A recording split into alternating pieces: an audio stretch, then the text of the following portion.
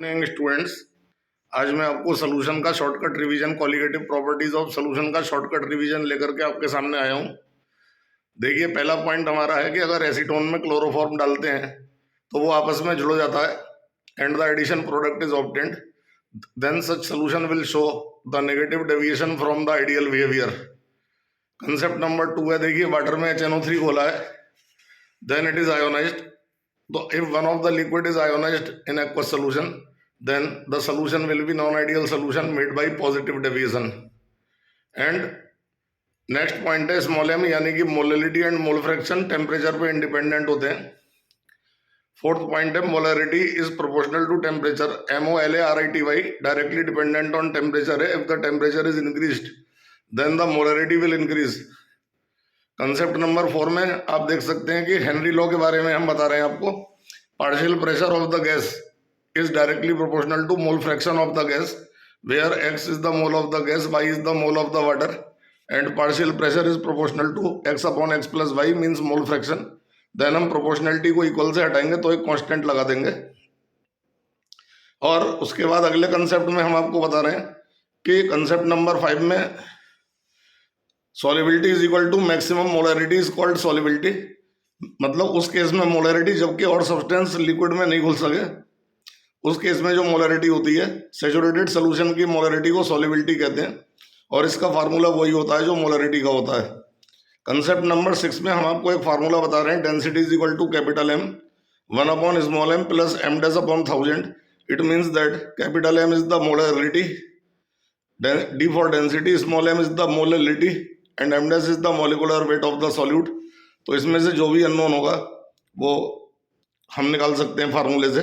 Next concept में हम आपको बता रहे हैं कि दो सॉल्यूशंस अगर ऑस्मोसिस नहीं करेंगे तो वो आइसोटोनिक कहलाएंगे।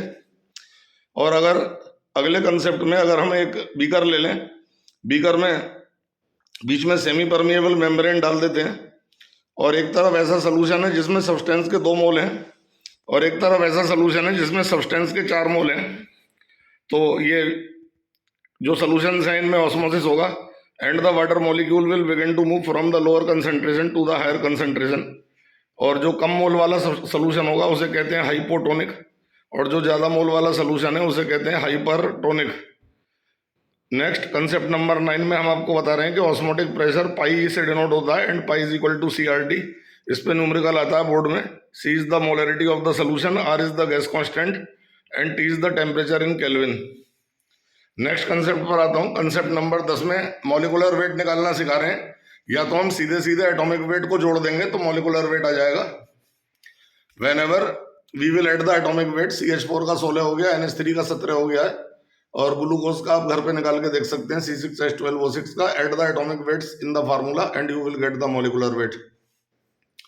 कंसेप्ट नंबर 11 में molecular weight determination by van't Hoff factor है, जिसमें कि NaCl में I 2 है, क्योंकि एक मॉलिक्यूल में नंबर ऑफ आयंस को वन ऑफ फैक्टर कहते हैं। तो NaCl contain 2 ions, hence the van't Hoff factor is 2, so that the molecular weight will be divided by van't Hoff factor, और वो मेरा आंसर होगा आयनिक सब्सटेंस के लिए। Similarly if we take the example of CaCl2 then I is equal to 3 because 3 ions are present in one molecule, 1 calcium and 2 chloride ions, then the molecular weight apparent will be m/3। 12वें concept में हम one Hoff factor को थोड़े advance level पर ले जा रहे हैं। हमसे NaCl का मॉलिक्यूलर वेट मांग रहा है और वो 80% आयोनाइज्ड है। देन NaCl के आयोनाइजेशन की इक्वेशन बनाइए, और हमने शुरू में 100 मॉलिक्यूल लिए हैं, 100 में से 80 मॉलिक्यूल टूट गए। 80% आयोनाइज्ड का मतलब है 100 लिए 80 टूटे, तो दूसरी तरफ प्रोडक्ट में 80-80 बन गए। देन I निकालेंगे पहले। I is equal to total particles after ionisation upon total particles before ionization. Then I निकालने के बाद हम मॉलिक्यूलर वेट को I से डिवाइड कर देंगे, तब हमारा अपीयरेंट एक्चुअल मॉलिक्यूलर वेट आएगा। This van't Hoff concept is applicable only in the case of ionic substance. Similarly हम देख रहे हैं अगले कंसेप्ट में, ये CaCl2 है, 70% आयोनाइज्ड है, और हम इसका आयोनाइजेशन कर रहे हैं तो 100 में से 70 टूट गए।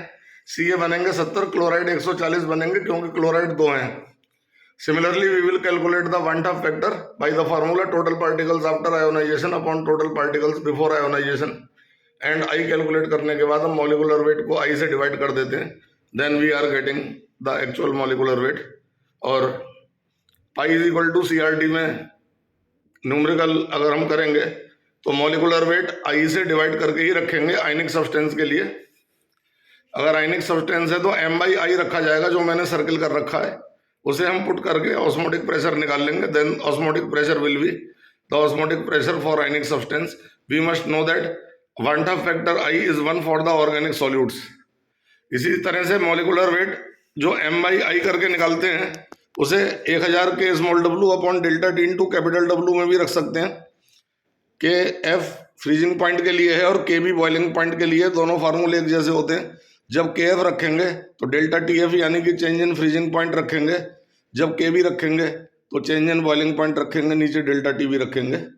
और इस प्रकार से हमने ये देखा कि जो यहाँ पर मॉलिकुलर वेट रखा जाएगा ऑर्गेनिक सब्सटेंस के लिए तो हम डायरेक्ट रख देंगे m की जगह, लेकिन अगर एक्चुअल मॉलिकुलर वेट आयनिक सब्सटेंस के लिए I से डिवाइड करके रखेंगे तभी हमारा आंसर सही से आ पाता है। इस पर ये न्यूमेरिकल आपको दे रहा हूँ फार्मूले के ऊपर। जैसे 1 ग्राम यूरिया है, 60 ग्राम 600 ग्राम वाटर में है, NH2CO यूरिया का फार्मूला KF की वैल्यू दी हुई है, तो सारी वैल्यू पुट करके मैंने मॉलिकुलर वेट निकाल लिया, फार्मूला लिख करके सारी वैल्यूज पुट कर दी हैं। इसी प्रकार से अगर KB दे रखा है मुझे 0.52 वाटर का और 1 ग्राम यूरिया 600 ग्राम वाटर में है, चेंज इन बॉइलिंग पॉइंट पूछ रहा है, then same is the formula और हम डेल्टा टी निकाल लेंगे। क्योंकि यूरिया एक ऑर्गेनिक सब्सटेंस है तो यूरिया में हम मॉलिकुलर वेट को I से डिवाइड नहीं करते हैं, बिकॉज द ऑर्गेनिक कंपाउंड का I 1 होता है। लेकिन अगर इसी टाइप के सवाल में 1 ग्राम KCl होता और 600 ग्राम पानी में घुला होता, देन KF होता हमारा 1.86 और TF हमें निकालना है, वाटर का KF गिवन है। तो पहले हम 74.5 नॉर्मल मॉलिकुलर वेट जो है उसमें KCl का I 2 है, क्योंकि एक मॉलिक्यूल में 2 आयंस हैं, तो मॉलिकुलर वेट को I से डिवाइड करेंगे तब हम अपने फार्मूले में वैल्यू पुट करके डेल्टा TF निकाल लेंगे। तो आप मेरी बात समझ पा रहे होंगे। इसी प्रकार से हम आपको बता रहे हैं कि जैसे कोई कॉम्प्लेक्स कंपाउंड है, K4FeCN6 है, तो इसका I हमने 5 लिया है क्योंकि 4 पोटेशियम अलग टूटेंगे और एक कॉम्प्लेक्स आयन अलग बनेगा, तो total number of ions present in the formula 5 हो गए। इसके नीचे ये 2 फार्मूले बड़े इंपॉर्टेंट है, delta TF is equal to KF into molality and delta TV is equal to KB into molality. यहाँ पर हम जो भी चीज अननोन है वो निकाल सकते हैं। मोलल कांस्टेंट कहलाते हैं, molal freezing constant is KF, molal boiling constant is KB। अगर मोलिलिटी 1 है तो जो KF होता है वही डेल्टा TF हो जाता है और जो KB होता है वही डेल्टा TV हो जाता है। देन अगले कंसेप्ट पे हम आते हैं, Raoult law for the non volatile solute. According to this Raoult law, when any solute is dissolved in water, non volatile solute is dissolved in water, then the vapor pressure of the solution is reduced and the relative reducing of the vapor pressure will be equal to mole fraction।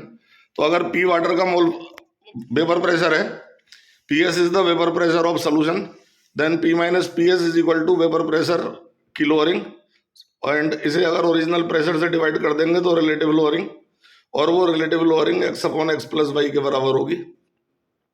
यानी कि 25 gram glucose 450 ग्राम पानी में अगर घुला हुआ है और P की value दे रखा प्योर वाटर का प्रेशर, देन PS पूछ रहा है, देन ये फार्मूले से हम PS निकाल लेंगे। आपके सामने ये वैल्यूज हैं। ऊपर वैल्यू 15.735 गलत लिख दी है मैंने, एक्चुअल NCERT के सवाल में वैल्यू 17.535 है। तो इस प्रकार से हम PS निकाल पाएंगे और वही मेरा आंसर होगा। इसी प्रकार से ये NCERT का 39th क्वेश्चन है, देखिए बहुत इंपॉर्टेंट है, बोर्ड में काफी आता है। और इसमें वो कह रहा है कि प्रेशर 10 एटमॉस्फेयर दिया है एयर का, उसमें 80% नाइट्रोजन है और 20% ऑक्सीजन है।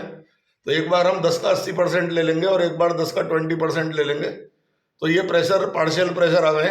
और पार्शियल प्रेशर निकालने के बाद दोनों के हेनरी कांस्टेंट हमें दिए होते हैं, तो हेनरी कांस्टेंट एक बार जब पार्शियल प्रेशर नाइट्रोजन का लेंगे तो हेनरी कांस्टेंट भी नाइट्रोजन का लेंगे और सॉल्युबिलिटी निकाल लेंगे नाइट्रोजन की। और similarly same formula will be applied, partial pressure of oxygen is equal to KH x' plus 1000/18। तो वाटर को मैं 1000 ले रहा हूँ और वाटर को 1000 लेने का मतलब ये है कि 1 लीटर में हम मोल्स निकाल रहे हैं गैस के, वही सॉल्युबिलिटी मानी जाएगी।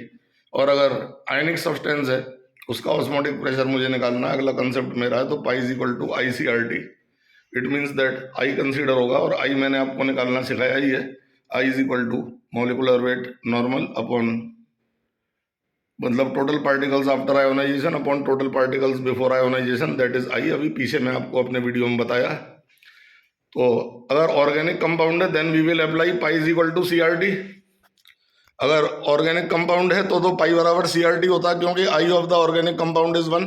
लेकिन अगर आयनिक सब्सटेंस है then pi is equal to ICRT। I पहले निकालेंगे 1/2 फैक्टर पिछले वाले बताए गए मेथड से, उसके बाद ऑस्मोटिक प्रेशर हम निकाल सकते हैं। तो इस प्रकार से हमने ये वीडियो आपको बताई है, जिसमें कि आप देख सकते हैं कि ऑब्जेक्टिव MCQs और एजर्सन रीजन अधिकतर इन्हीं कंसेप्टों पर होते हैं, और आप इनको रिवाइज कर पाएंगे और आपको बोर्ड के एग्जाम में काफ़ी फायदा होगा। कोई भी चीज़ जो आप देख पा रहे हैं, मतलब कोई भी कंसेप्ट आपको समझ में ना आता हो, देन हमारे सेंटर पर हर संडे 10 से 1 बजे तक प्रॉब्लम सेशन होता है। उन बच्चों के लिए भी जो ट्यूशन पढ़ते हैं और उन बच्चों के लिए भी जो कोचिंग सेंटर में नहीं भी आते हैं, वो फ्री में अपने डाउट्स पूछ करके जा सकते हैं। और इसके लिए आपको अपने घर पे स्टडी करिए, और जो भी डाउट्स हैं वो कमेंट बॉक्स में भी लिख के भेज सकते हैं। वीडियो के कमेंट बॉक्स में आप अपना डाउट डाल दीजिए, तो उसकी सलूशन की वीडियो बना करके आपको भेज दी जाएगी। और बाकी अगर वीडियो अच्छा लगा हो तो चैनल को सब्सक्राइब कर लीजिएगा। आगे आने वाले टाइम में और भी अच्छे वीडियोस मैं आपके लिए लेकर आता रहूँगा, तो please subscribe and share @D Sharma Classes 8648। Thank you.